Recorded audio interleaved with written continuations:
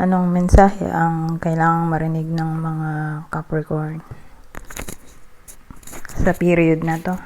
Pwedeng nangyayari na itong magiging reading o mangyayari pa lang. Kung hindi man para sa inyo, itong magiging reading, di baka para sa someone na malapit sa inyo o kakilala nyo mismo.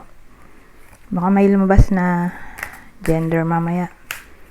Gawin nyo na lang energy, masculine at feminine energy. Pwede rin naman na wag nyo nang pansinin ang gender. Hindi ko masasabi kung anong magiging reading, kung positive ba o negative. Depende sa kung anong mapipick up kong energy. Walang masama kung papanoorin ang sun, moon at rising sign. Kasi baka alin man sa mga yan ay mag-resonate na sa sitwasyon nyo. So, sa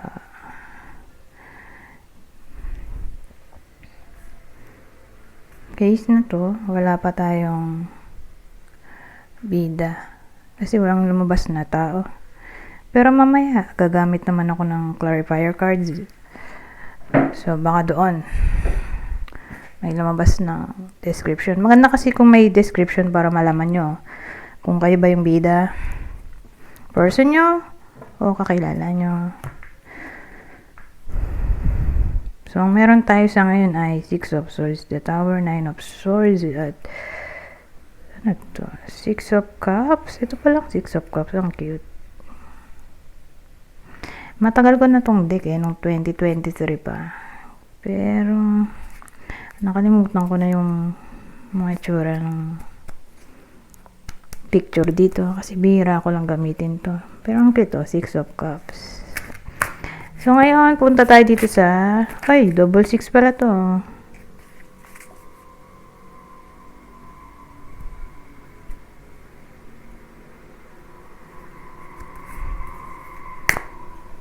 Dito na lang sa the Tower. Ano tong the Tower natin?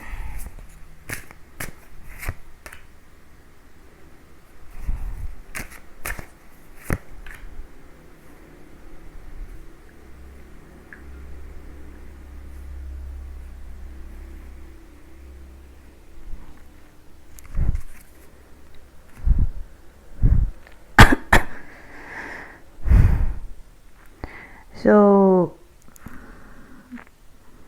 yung the Tower natin, kinlarify ng 10 of Wands.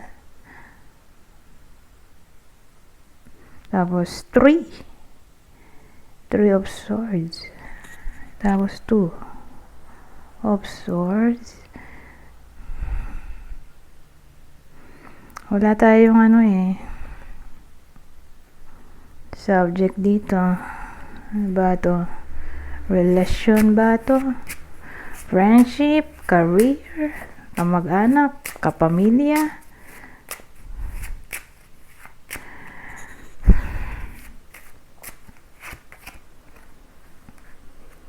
So, dagdagan natin.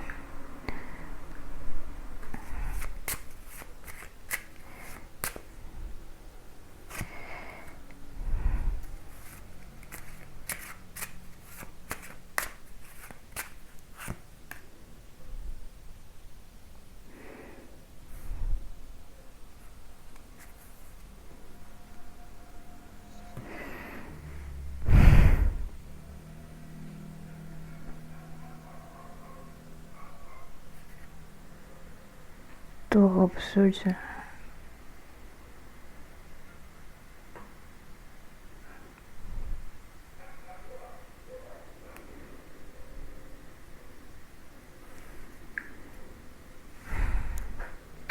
Friendship kasi to.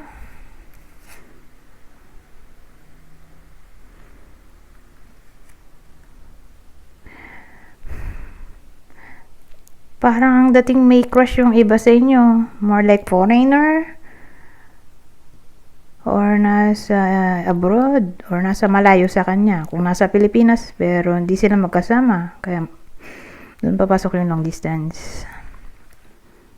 Basta crush to. May crush yung iba sa inyo. Ang crush niya ay friend. Whether nangyayari na to o mangyayari pa lang. Pero,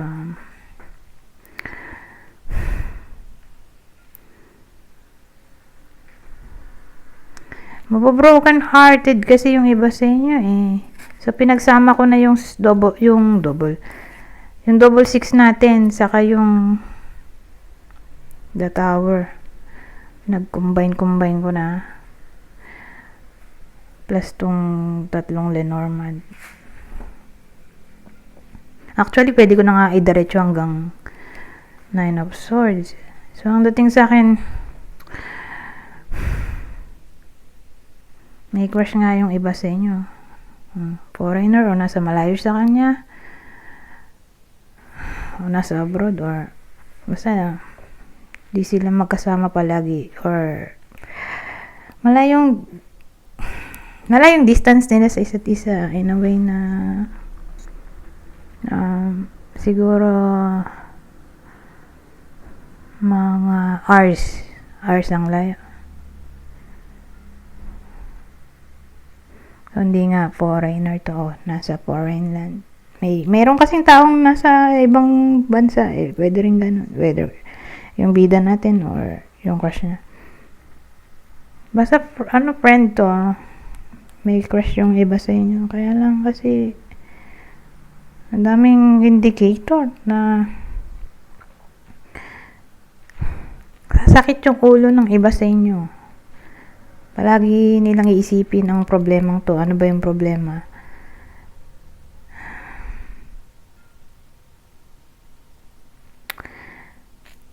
Mabobroken hearted kasi sila kasi baka magkakaroon na ng karelasyon yung crush nila. Or sabihin natin niligawan siya nung crush niya, pero ang ending may iba pang niligawan yung crush niya, tapos naging sila. Pinagsabay yung bida natin at yung someone else. Pwede rin ganun nung crush.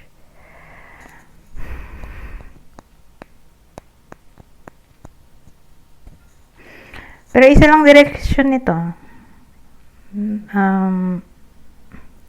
Kakaroon ng cheating or someone else. Mababroken hearted yung bida natin kasi hindi na magiging sila. Kasi either pinasa siya sa wala yung bida natin. Sinabi gusto siya, tapos may niligawan pang iba, tapos nung dumaon naging sila nung someone else, or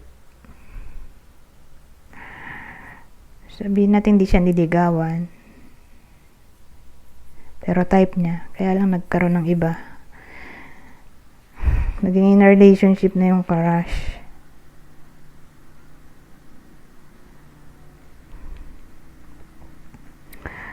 So ang ending ito, 9 of Swords. Hindi siya makatulog, lagi siya nag-iisip, lagi siya nag-worry, na-depress siya.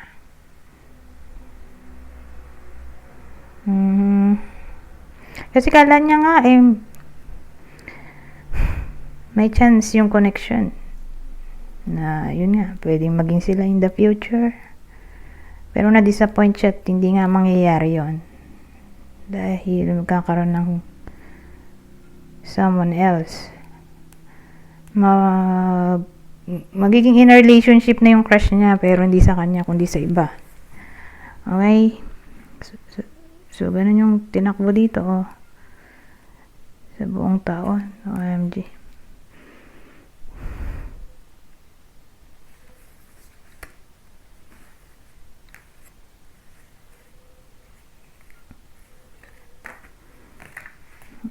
So ang bilis ng reading natin 9 lang. Usually kasi tumatagal ako. Maabot ako ng 15 to 20 minutes. Pero ang bilis ng reading natin dahil may mga umulit na card. Or ewan ko. For some reason, ang bilis kong natapos. So ngayon, teka. Tanggalin ko lang yung umulit. Yung nagamit ko. Baka umulit mamaya Since love reading to, maglalagay tayo ng clue. Okay? Para may idea kayo kung para sa inyo ba itong reading o hindi. So, yung crush. Okay? Ito yung crush ng iba sa inyo. Whether nangyayari na to o mangyayari pa lang. Pero kung nangyayari na siya ng 2025, di ganun pa rin. Sila pa rin. Nung crush at nung bago niya.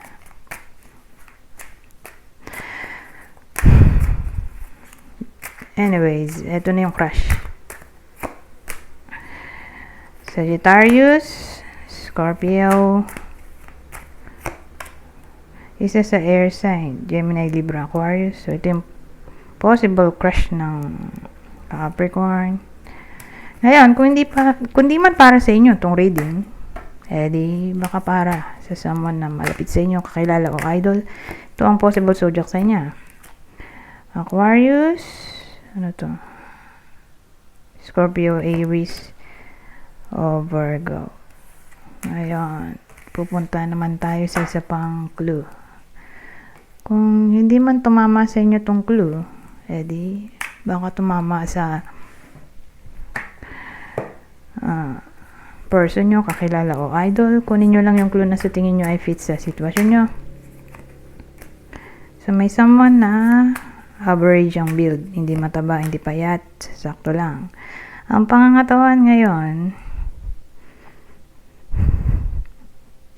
may someone na nasa Asia. Siyempre, isa dyan ay Philippines. Okay? May someone na nasa Asia o yung crush ay Asian din. Or kung foreigner, edi Asian din. Pwede rin ganun. Or again, pwedeng kapwa natin Pilipino or may someone na nasa abroad pero nasa Asia rin. Kundi man literal na foreigner. So, pwedeng ganun. So, again, kunin nyo lang yung clue na sa tingin nyo ay fit sa sitwasyon nyo o sa kakilala nyo. So, may someone na brown ng buhok o brown ng balat, case-to-case basis. Practitioner. So, may someone na pwedeng may mataas na pinag-aralan, like lawyer, doctor. Ngayon, kung hindi ganon, edi as a whole na lang. Okay? Sabihin natin may trabaho. May someone na may trabaho or pare silang may trabaho.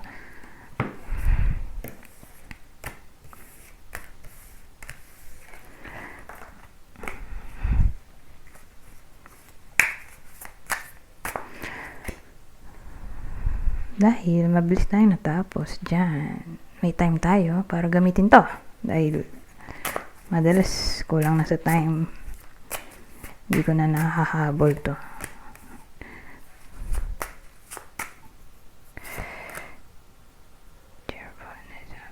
So, cheerfulness journey. Ang dating sa akin, may iba sa inyo na baka maglakbay. Magiging masaya sila. Biro nyo, cheerfulness journey. Habang nagtra-travel, masaya sila. O magiging masaya sila sa pupuntahan. Di ba? Or sabihin natin, kaya magtra-travel ay dahil magse-celebrate. May gaganaping celebration.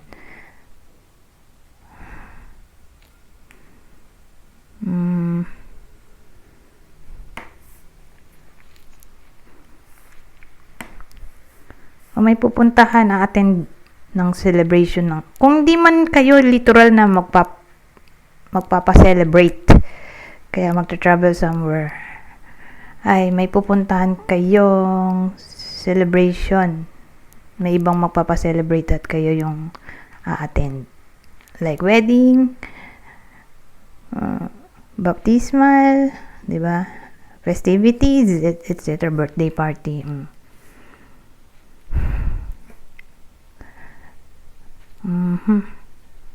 Ngayon, ibang case, pwede rin tong promotion or maalis na yung iba sa inyo sa sitwasyon na ayaw nila.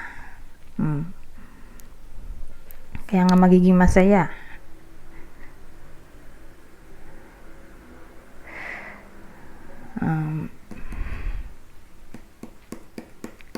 baka ma-relocate yung iba sa inyo.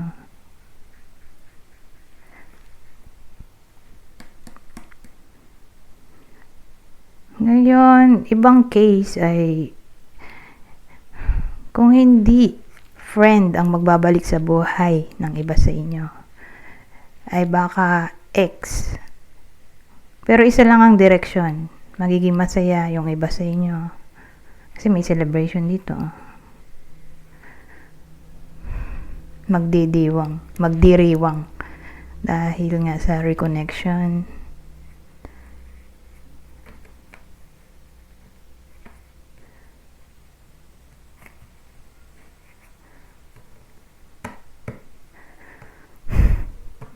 Ano to? Migration din? Pwede rin naman. Business trip? Pwede rin. New home? Kasi relocation pwede. Relocation or new home. Yun na lang. Kasi magkaiba sila Kasi may iba na na-relocate dahil sa trabaho. May iba na literal na kaya na-relocate ay dahil karoon ng bagong bahay.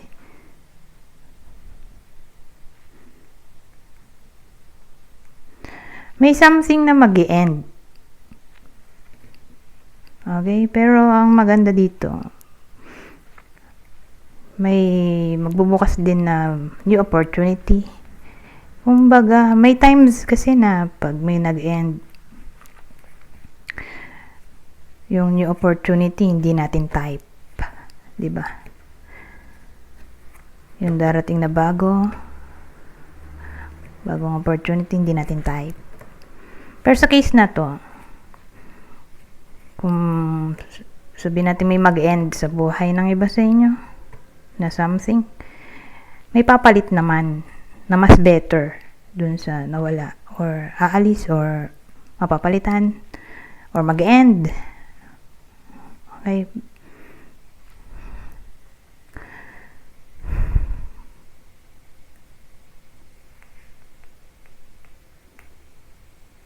Anyways,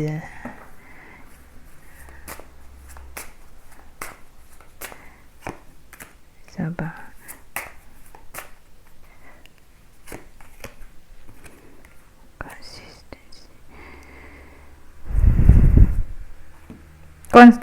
Consistency naman ako. Constancy. At thoughts. Tapos constancy.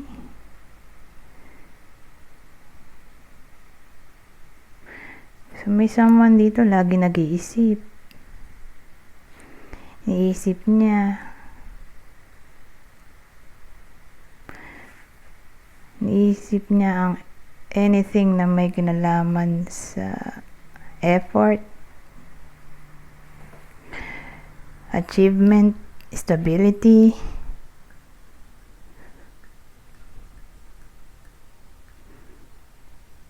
commitment. Marami siya iniisip.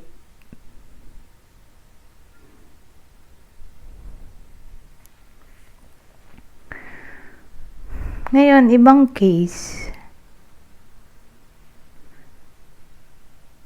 may iba sa inyo na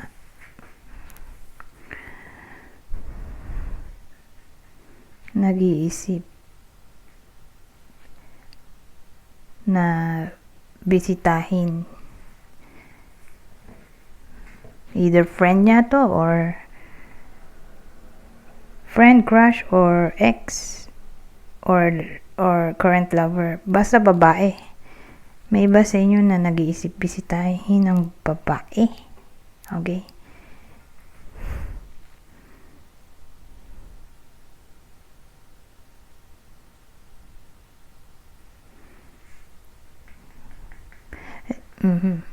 Ganun dating.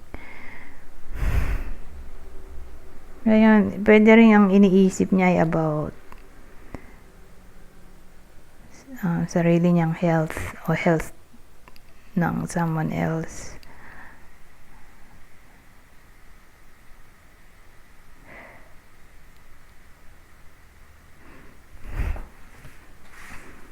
Ngayon,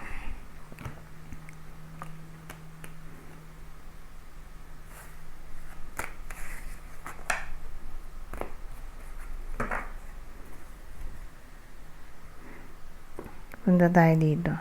Pang masasabi nito.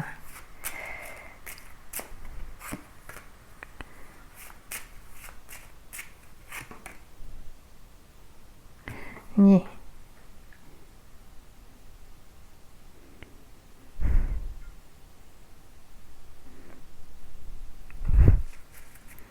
Ano to? Tatluin nga natin. Medyo nakulangan ako sa information. Oh.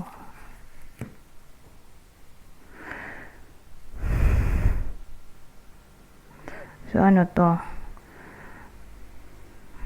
Kasi may spirit tayo eh.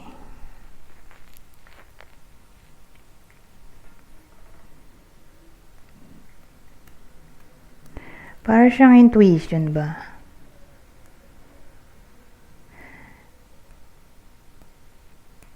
A warning sign? Para to sa mga single. Okay.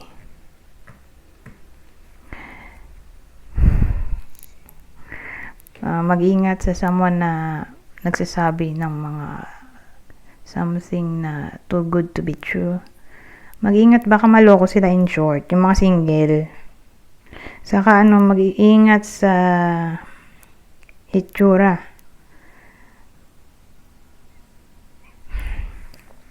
Sabi natin, may pinakita sa inyong picture, sobrang gwapo, tapos, or sobrang ganda, tapos hindi pala sila yun. Okay? Ano lang yun, fake. Mag-ingat, baka mabiktima ng love scam.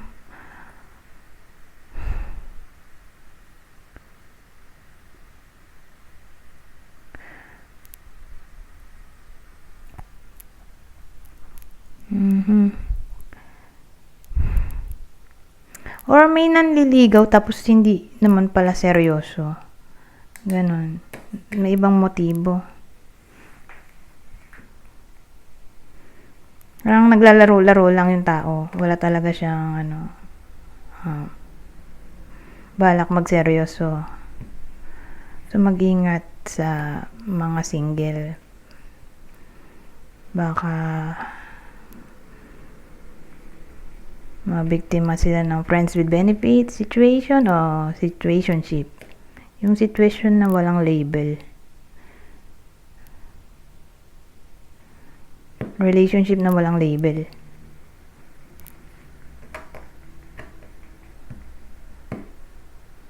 Tapos late na nila malalaman na yun lang palang gusto niya. Relasyon na walang label. Mahirap kasi pag ganun, relasyon walang label. Anytime pwedeng mapalitan yung iba sa inyo. Lalo pag ganitong sabihin natin nakilala lang online. Na para bang nag-enjoy lang siya sa company ng iba sa inyo. Tapos kapag may nakita na siyang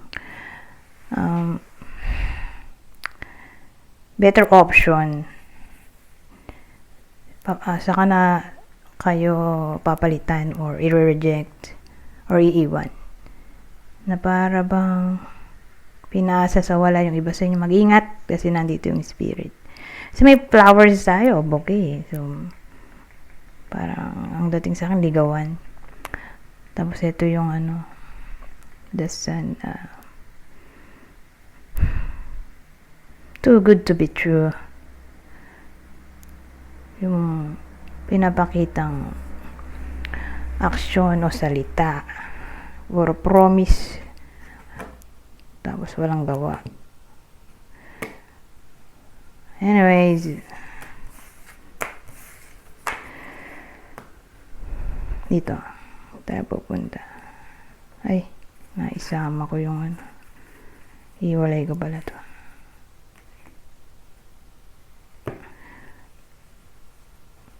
Ito, last na to. Ano pang masasabi nito?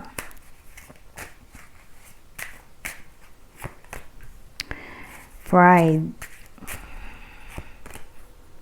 Survival.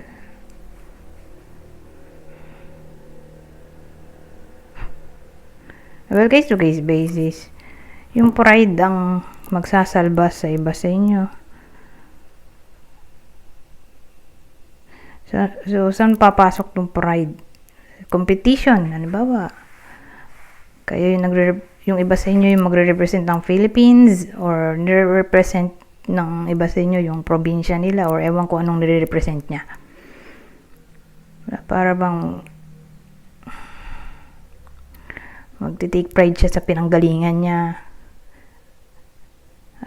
Dahil doon sa pride na yun yung magpapanalo sa kanya, ganyan. Ngayon, ibang case, sabihin natin may someone na ma-pride naman, sobrang ma-pride.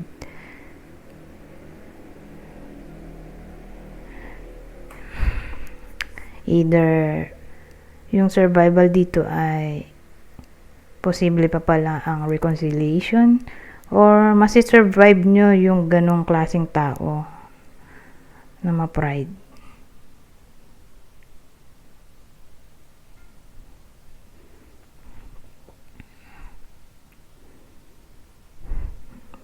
Ganun dating na para bang hindi kayo mapapabagsak ng tao na gano'n ang ugali, ma-pride.